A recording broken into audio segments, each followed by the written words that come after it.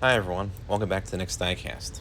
In today's video, I'll be opening up and testing out 3 more HO scale locomotives. I got all 3 of these HO scale locomotives from trains.com for various prices. I ordered the Conrail and the Chesse locomotive at the same time, and the Santa Fe locomotive you see on top there was in a separate order that I placed a little while back. I've had these for just over a month now, and I thought, you know what, it's time to test these out and film them. The Santa Fe locomotive was only around $7 because it came with another sort of poor condition locomotive, and this is made by AHM, and the Conrail locomotive was around $34 and is made by Concord, as you can see right here. And then the Chesse System SD7 locomotive is made by Proto 2000, which is a lifelike brand. That was about $64 in total. So kind of similar to some of the previous HO scale locomotive testing videos I've done, we have 3 different types of locomotives from 3 different brands with 3 different prices, and these are 3 different conditions, I guess we'll say, as well. So I'm looking forward to seeing how these will look and test that on the layout. So we'll go ahead and get right into the unboxings and the tests of these 3 locomotives. We'll start first with this E8/E9 Santa Fe unit made by AHM or Associated Hobby Manufacturers. This one came in a pretty ratty box, as you can see. And Trains.com did not test this locomotive. You can see there's a bit of damage on the front of the box lid here. Trains.com will test out their locomotives 9 times out of 10 if they are powered, but sometimes if they're cheap enough or in poor enough condition, they'll just sell them in as-is condition. But we'll see if this one actually does run. I always like the look of these E units. It looks like this does have the instruction manual or something in here. A guide. Looks like it's a maintenance guide. And yeah, Rivarossi is pretty much the same company as Associated Hobby Manufacturers. There's some maintenance instructions on here and diagrams and whatnot. One of the couplers on this actually is broken, I can already tell, so I'll have to try to fix that, perhaps. And one of the horns is actually missing from the roof, but maybe this actually runs, I have no idea. But this box is in really poor condition, and same thing with the plastic liner. But here is the E units, E8/E9. It's actually in pretty good condition in terms of paint and everything. It is missing a couple of plastic pieces and whatnot. It does look a bit dirty with the wheels and everything. I might have to clean it up just a little bit, but looks like it's in decent condition considering it may or may not run whatsoever. But it would look good on the shelf if it doesn't, you know, end up working out or running. We got it up here on the track, and we'll see how this runs, or if it even runs at all. It is a little bit dusty still. I did clean it up once, but it does need some more cleaning. So give it a little push, and then we'll see if this runs. Oh, it's got life. Oh, there we go. Wow, I was not expecting this at all. Wow, look at that. These AHM locomotives are really good in terms of just springing back to life. Look at how fast that's going too. Wow.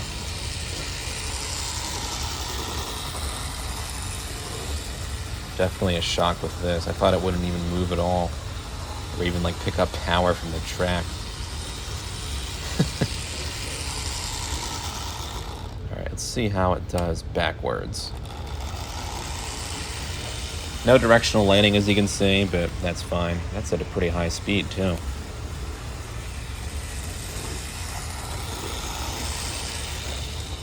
Wow. Well, that was definitely a surprise to me. I have gotten a couple of locomotives from Trains.com that were not tested, and I figured it wouldn't work, but they all ended up working, and this one is another example of that. It does need some work on the bottom, it looks like, as I already said, but the fact that it runs, like, at all is awesome.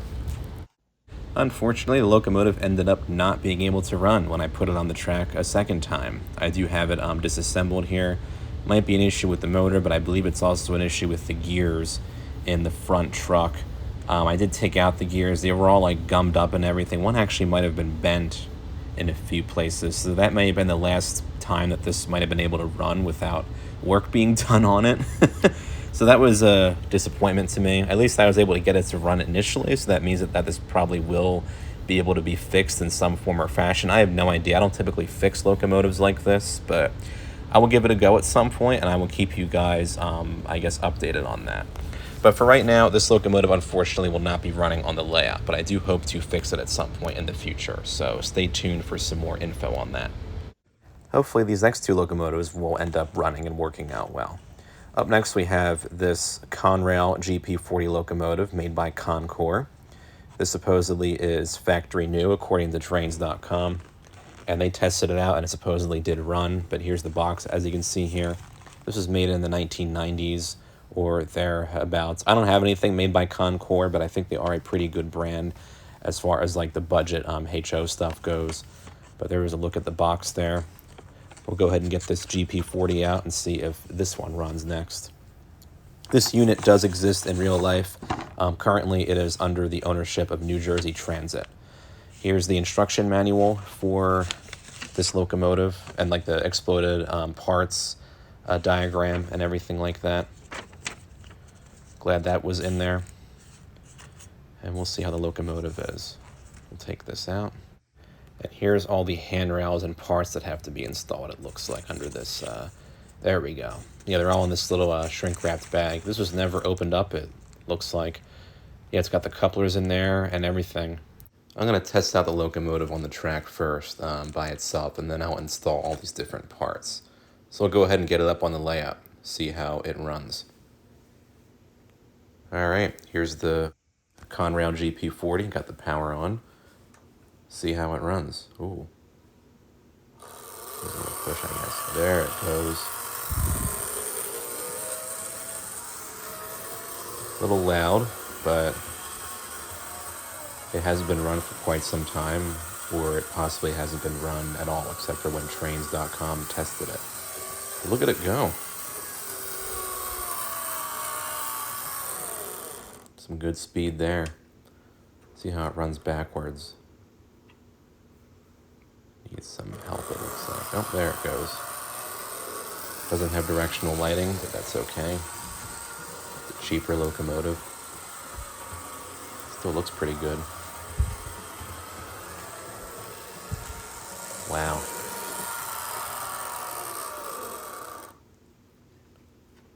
Well, that ran quite quick, as you can see there.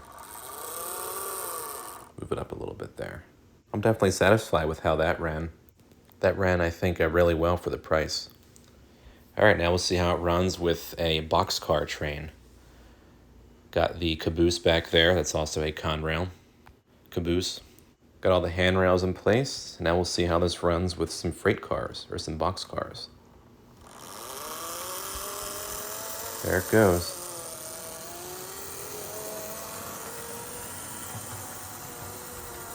Runs good. A little on the slow side and still kind of loud, but still I think a solid running locomotive for sure. I have no idea how long this locomotive sat essentially unused in the box before Trains.com acquired it, but I mean, it's in really good shape. The handrails were never installed, and in spite of it being pretty loud and everything, I think it runs quite good. Nice bright light inside there too. Love to see it. The trick is to run these a fair bit, so that way anything, gets sorted out that might not be sorted out. And you can see if it has any problems going on from sitting. Runs good, I think.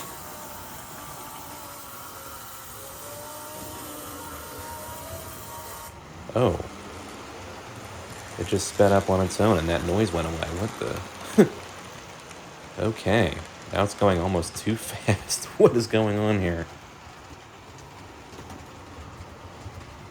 All right, I guess the gears had to get used a bit, and now the locomotive is actually pretty quiet compared to how it was before.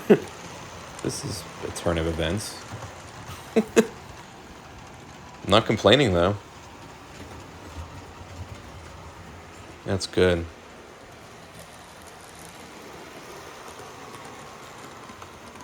Wow. The locomotive in general, I think, looks great too. I think most locomotives that Conrail had look great with the Conrail paint scheme. Love it.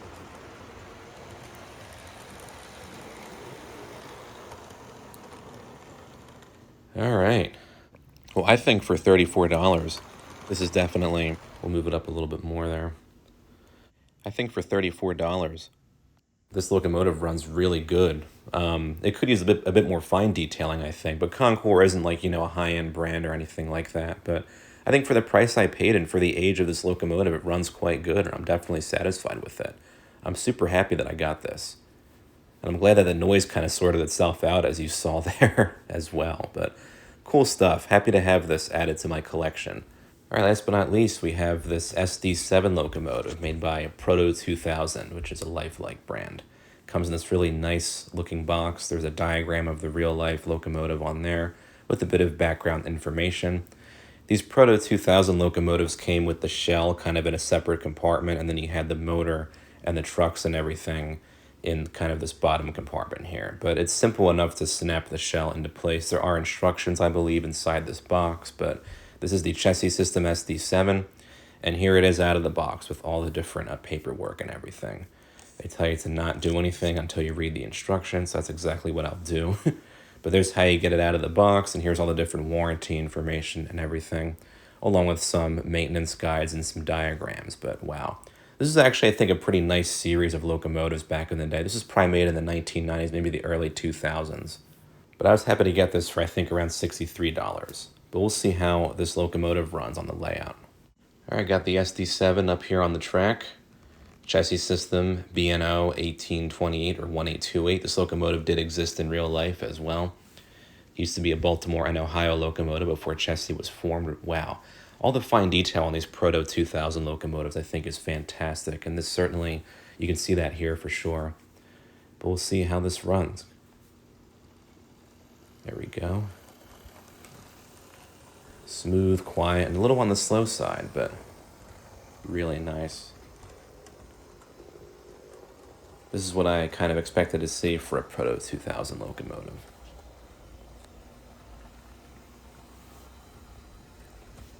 Smooth, quiet runner. Love to see it.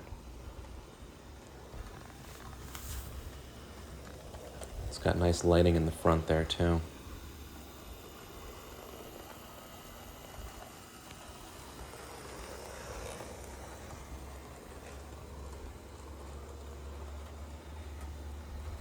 Really nice.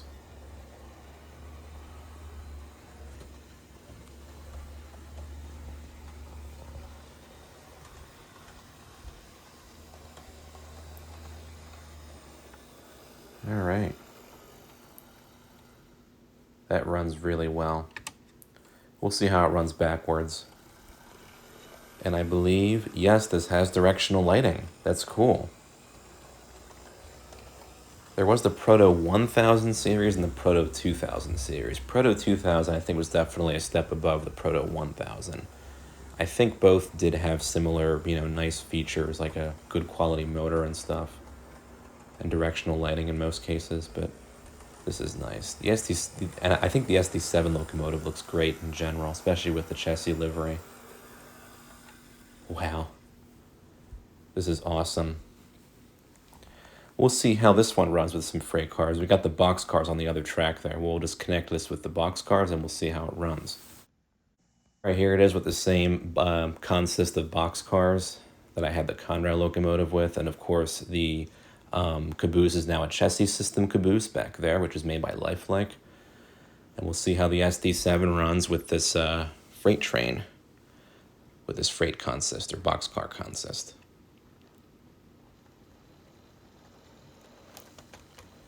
There it goes. Tiny bit slow and shaky to start, but no wonder the one truck wasn't fully on the track or the wheels. There we go. That's better. A little on the slow side, but I don't think this locomotive was the fastest in real life. Look at that. It just looks really nice. think for $63, this is a really good deal for the details and everything on there. Smooth, beautiful runner, even with the freight cars. Again, a little bit slow, but these weren't super fast in real life.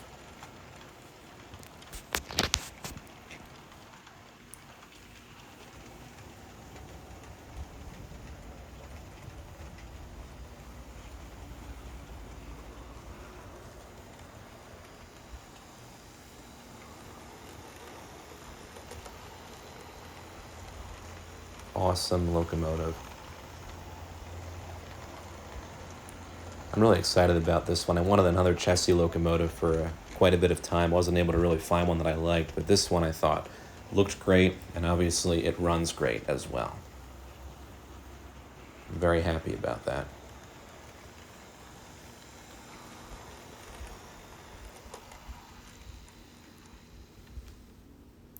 As you can see, that this locomotive runs quite smooth. It's very well detailed, but wow, really nice locomotive, I think, from the Lifelike Proto 2000 brand.